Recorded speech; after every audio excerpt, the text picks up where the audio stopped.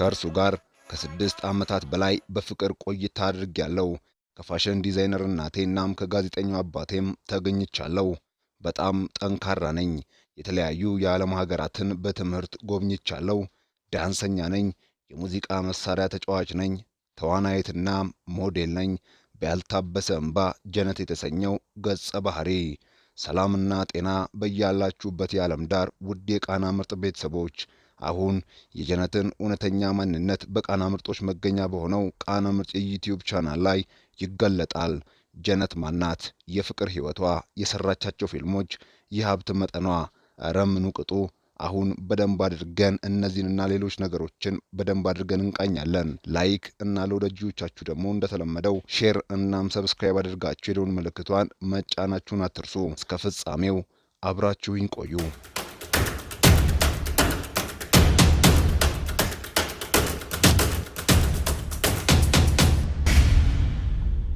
እጅግ ቆንጅየዋ የደስደስ ያላት ጀነት ይልማዝ በያልታበሰ እንባ ተከታታይ የቴሌቪዥን ድራማ ብዙዎችን ያስደመመች ይህችን ተዋናይት ማናት?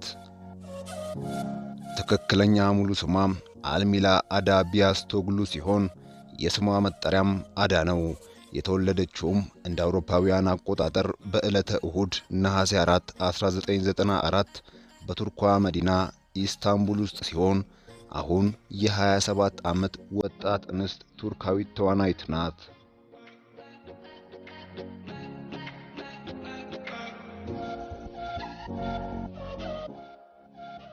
ጀነት ወይም አዳ አባቷ ጋዜጠኛ ሲሆን እናቷ ደግሞ የፋሽን ዲዛይነርና አስተማሪ ናት።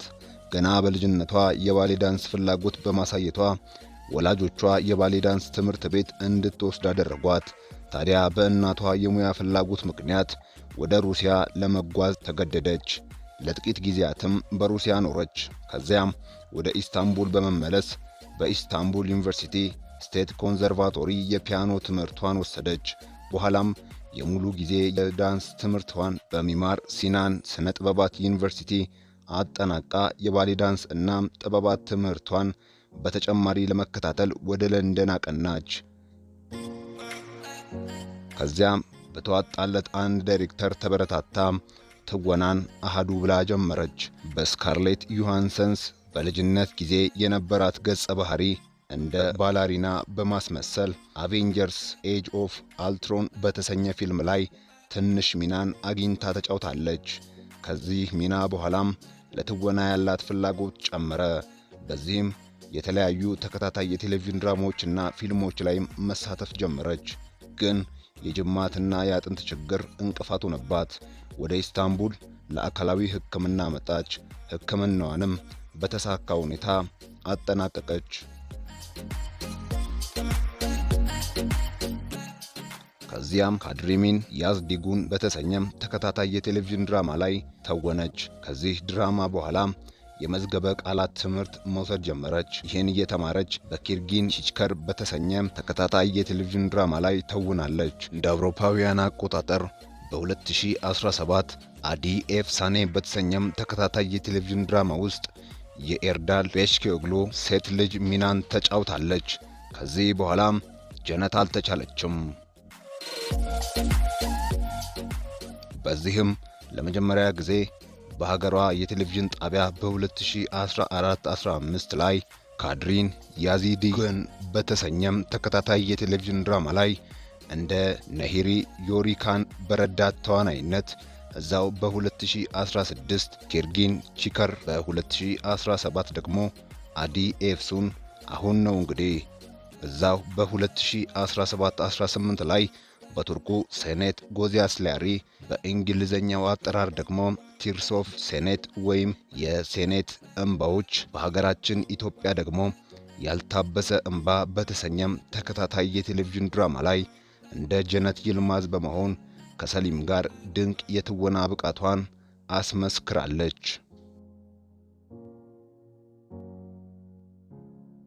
ጀነት በዚህ አላቆመችም።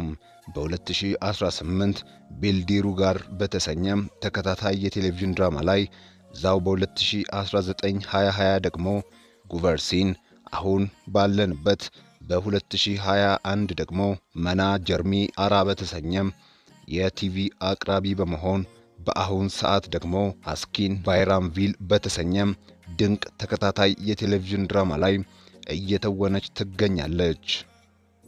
በአጠቃላይም እስካሁን 8 ተከታታይ የቴሌቪዥን ድራማና አንድ ፊልም እናም አንድ የፋሽን ፊልሞችን ሰርታለች።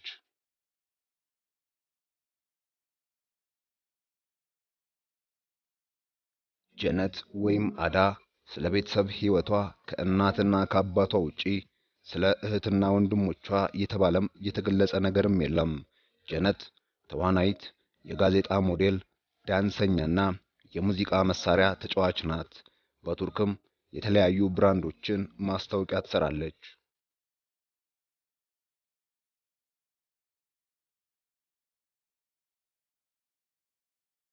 ጀነት ወይም አልሚላ አዳን የሰውነት አቋም ስንመለከት ዕለት ተዕለት ጂም እና ዮጋ የምታዘወትር ሲሆን 1 ሜትር ከ70 ሴንቲሜትር የምትረዝም ስትሆን 59 ኪሎ ግራምም ትመዝናለች።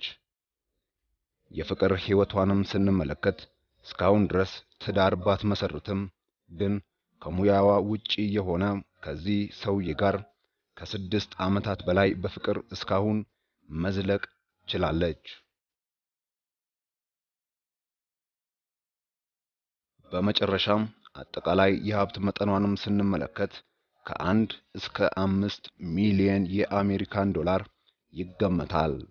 በኢንስታግራም ገጿ ላይም ከግማሽ ሚሊዮን በላይ ተከታዮች ሲኖሯት 253 ፎቶና ቪዲዮዎችን ስትለጥፍ 2 ድርጅቶችን ብቻ ትከተላለች።